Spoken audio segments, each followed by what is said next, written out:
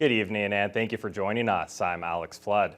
Kuwait-Noong NDP member Sol Mamakwa challenged the Ford government this past week about the ongoing issue regarding the lack of clean drinking water in First Nations. He noted that there are still 14 First Nations in his riding that are still under long-term boil water advisories. And although water infrastructure on reserves is mainly a federal responsibility, Mamakwa wants the province to step up and do more.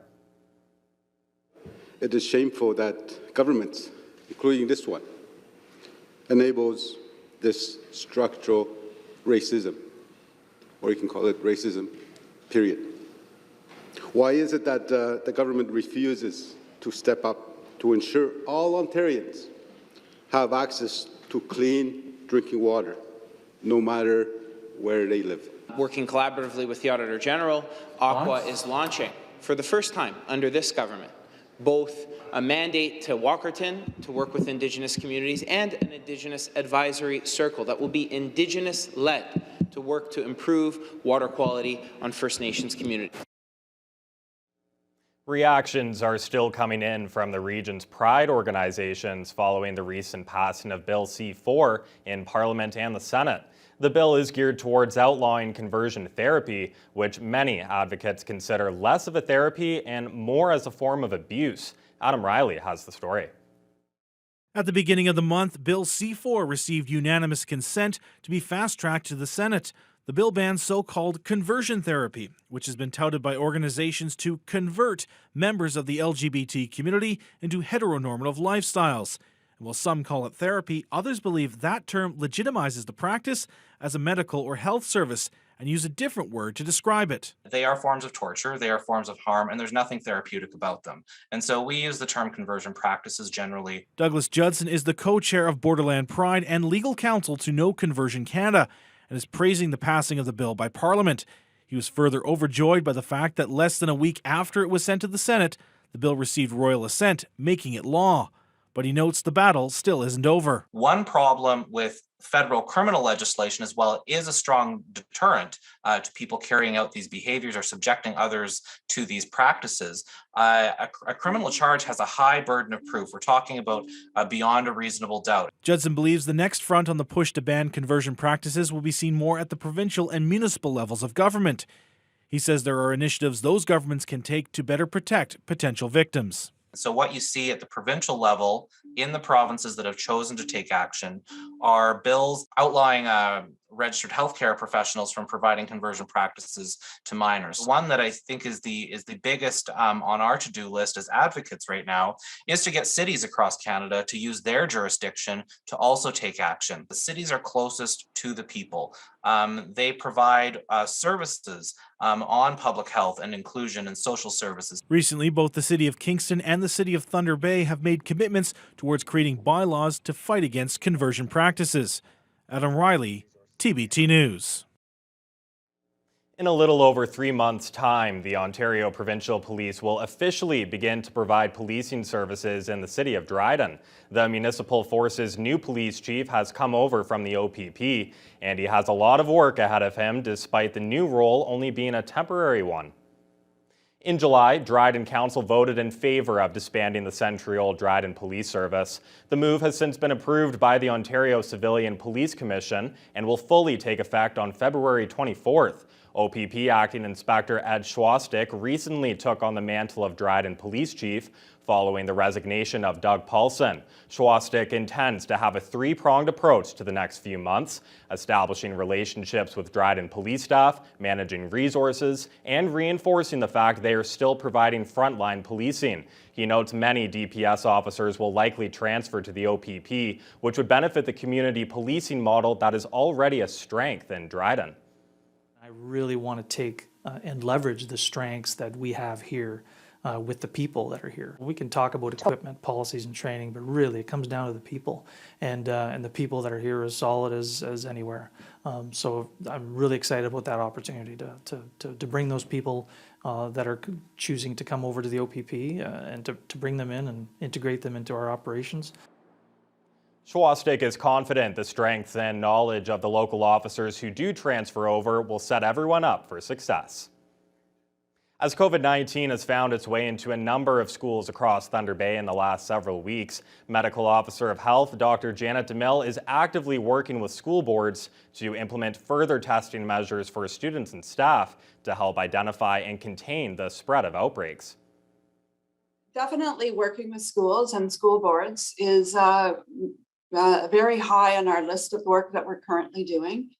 Several drive-through testing clinics have been held for elementary students and staff in recent weeks, but DeMille wants to see new initiatives in place before it comes to that. It was announced earlier this month rapid testing kits would be sent home with students over the 2-week holiday period to identify if they have COVID.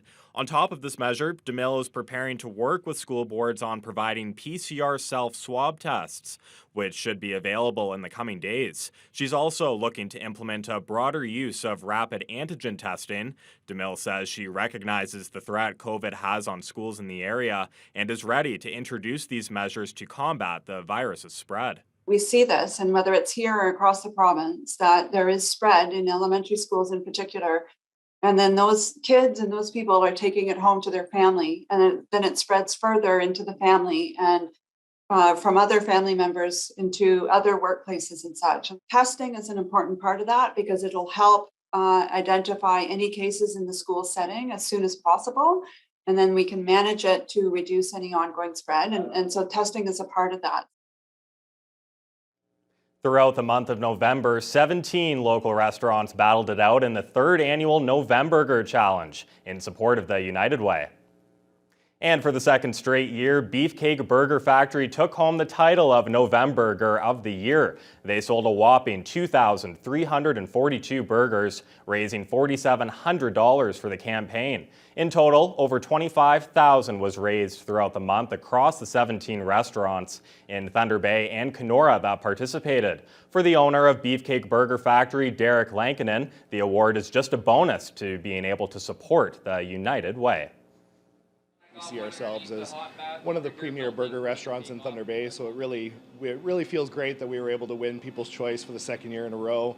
I love this event. It's always been very lucrative for the shop, as well as being a super great cause for everything going on that the United Way takes care of. So it's pretty cool, but I do love the hardware.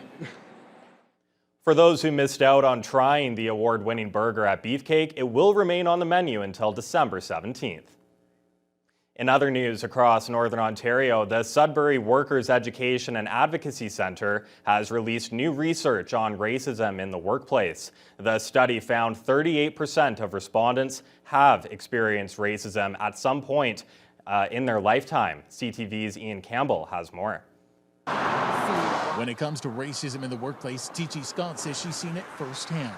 I was forced in a position where I didn't really know what if I was experiencing was real or not. I would question myself a lot, go to other coworkers and be like, do you really think that actually happened? And then have to get them to, reassure me. In a survey of 121 people, the Sudbury Workers' Education and Advocacy Centre found 38% of people are still facing racism in the workplace, the majority of whom are between the ages of 18 and 30, and only 50% say they fully know their rights as workers. Some of the comments respondents received, quote, "You brown guys took our jobs, your people never get enough, and it seemed normal that the teachers would pick on the international students," end quote. The findings don't come as a surprise to the labor advocates who say there's more work to be done. A lot of the times we just kind of get in the ways that everything is okay and this is just the way things are. But, we have to wake up to the reality that a lot of people are facing issues that they should not be going through. Through the course of the years, incredible gains have been made, but we're still seeing that there's so much systemic discrimination. There's still so much cultural bias that is present in our society, and we're starting to talk about it finally. The center has been working with other advocacy groups in the city, including Future North. I actually think it's a little bit more inspiring than it is disappointing, because it's the first time that this sort of research has been being conducted in Sudbury and surrounding districts. One of the major things that I keep with me from our research is that a lot of youth would tell us, this is our first opportunity to engage in, these conversations. The center says it all starts by discussing the issue as it continues research, including on how workplaces can effectively make change. Ian Campbell, CTV News, Sudbury. Leadership Thunder Bay delivered dozens of festive dinners today on their 6th annual turkey drive in support of the Regional Food Distribution Center. With community support, Leadership Thunder Bay raised $4,500 this year, enough to purchase 100 turkeys, all the trimmings, and some extra treats for the RFDA. All the items were purchased from Sean's No Frills and then transported to the RFDA with support from Halfway Motors Group, who offered up their commercial van. The food was then offloaded by a group of volunteers to then be distributed. Leadership Thunder Bay Acting President Matthew Villela says the partnership with the RFDA is a fantastic one, and the food will help a lot of families who especially need it this year. And everyone should have a meal for Christmas, and that's what our philosophy was, trying to feed as many families as we can. 100 is a good start. I know there's many more out there, but we're happy with 100, and hopefully that'll bring a Merry Christmas to 100 people. As the way of the world is, when there are things like this, they affect those who need the help are affected even more than those who didn't beforehand. So, I don't want to be hyperbolic, but this may be the most needful year there's been, including last year. So, it's extremely valuable and helpful. And the 100 Christmas dinners will be distributed through the RFDA food banks, delivery programs, and the Christmas hamper program just in time for the holidays. Join now with Kurt Black. Kurt, all this talk of food, we got turkeys, burgers in this cast today. It's making me hungry. And we got a couple teams coming up in the Grey Cup that are going to be pretty hungry for a championship this weekend. Absolutely. You took the words out of my mouth. I'm starving. The burger. Oh, so good. Mouth is watering. But yeah, you said it. It's a rematch of the 2019 Grey Cup this weekend tomorrow. And Zach Claros, who will be starring for those Blue Bombers, he's had quite the interesting story throughout his career. He's battled injuries up and down. We've got that story right after the